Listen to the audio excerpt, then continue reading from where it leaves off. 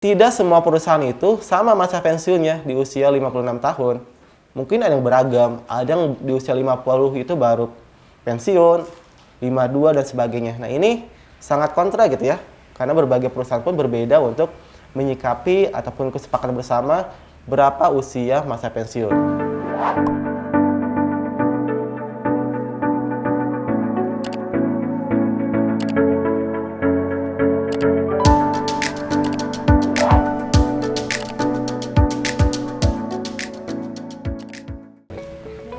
Benar ya?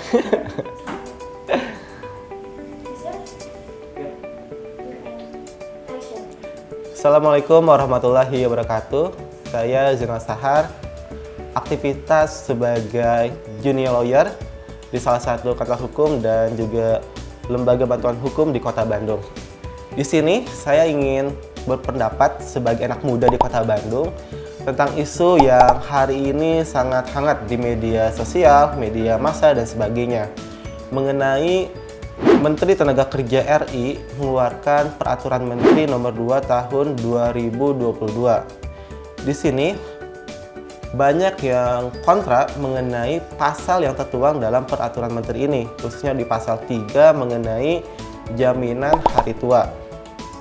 Nah, kalau kita lihat definisi dari jaminan hari tua yang dituang dalam pasal tersebut adalah bahwasanya pekerja ini ketika masa pensiun dia akan mendapat hak iuran ataupun dana yang memang dipotong tiap bulannya di perusahaan tersebut yang disisihkan ke BPJS Tenaga Kerja ini, itu akan diambil ketika dia memasuki usia 56 tahun di masa pensiunnya. Nah, namun catatannya adalah si pekerja ini minimal harus 10 tahun bekerja di perusahaan tersebut. Jadi kalau misalnya baru 2 tahun, 3 tahun, 4 tahun, 5 tahun, 6 tahun itu tidak bisa gitu ya. Dan kemudian kalau kita kritisi ya dalam pasal ini, tidak semua perusahaan itu sama masa pensiunnya di usia 56 tahun. Mungkin ada yang beragam, ada yang di usia 50 itu baru pensiun, 52 dan sebagainya. Nah ini sangat kontra gitu ya, karena berbagai perusahaan pun berbeda untuk menyikapi ataupun kesepakatan bersama berapa usia masa pensiun.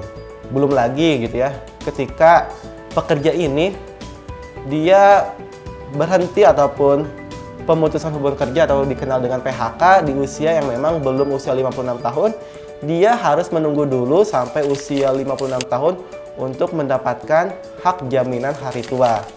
Nah, kontra inilah yang memicu gitu ya serikat-serikat buruh yang ada di Indonesia ini berdemo gitu ya. Karena kenapa?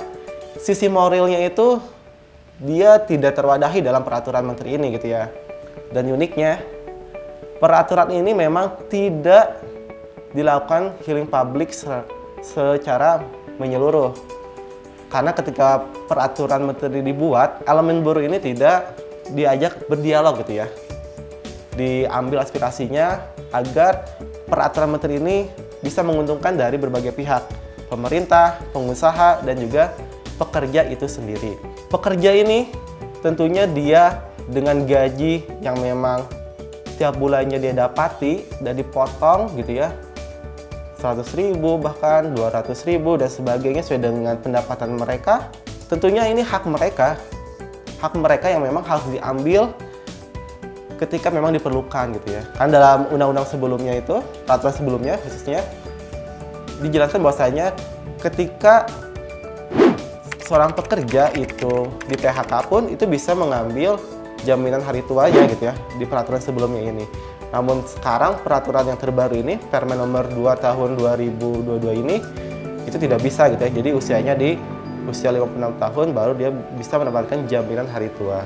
Padahal ya pekerja, buruh, karyawan, dan sebagainya itu dia butuh tambahan modal usaha ketika dia berhenti bekerja gitu ya, masa tunggu pensiun itu gitu ya.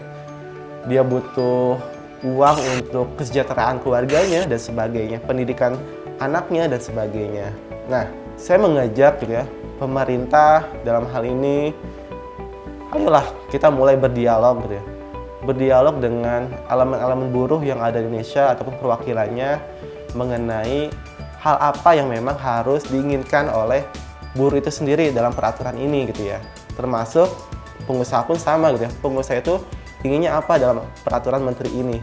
Dan pemerintah dalam hal ini mewadahinya sehingga asas kemanfaatan dari peraturan menteri ini itu bisa dirasakan oleh 3 aspek ini. Pemerintah, kemudian pekerja, dan juga pengusaha. Saya berpikir mulai saat ini kita sebagai anak bangsa harus bisa mendengar dari rakyatnya, dari para subjek hukum yang akan mendapatkan akibat hukum dari sebuah peraturan. Dari maka itu, buruh harus sejahtera, pekerja harus sejahtera, ataupun karyawan harus sejahtera, karena mereka masih mempunyai anak dan keluarga gitu ya. Jadi, saya pribadi ingin ataupun berharap peraturan Menteri nomor 2 tahun 2022 ini untuk dikaji ulang dan juga untuk diberikan ruang seluas-luasnya untuk para buruh, serikat buruh untuk menyampaikan aspirasi mereka. Karena buruh sebagai salah satu tulang ekonomi Indonesia dan menjadi aspek yang memang menunjang untuk kebangkitan ekonomi di Indonesia. Saya yakin jika buruh sejahtera, maka ekonomi Indonesia pun akan meningkat. Dan sebaliknya, jika buruh tidak sejahtera, maka ekonomi Indonesia pasti akan menurun. Salam buruh, salam berkeadilan, dan salam sejahtera. Maju terus dan kita kawal peraturan Menteri nomor 2 tahun 2022 ini. Hidup buruh, salam pemuda dari Kota Bandung.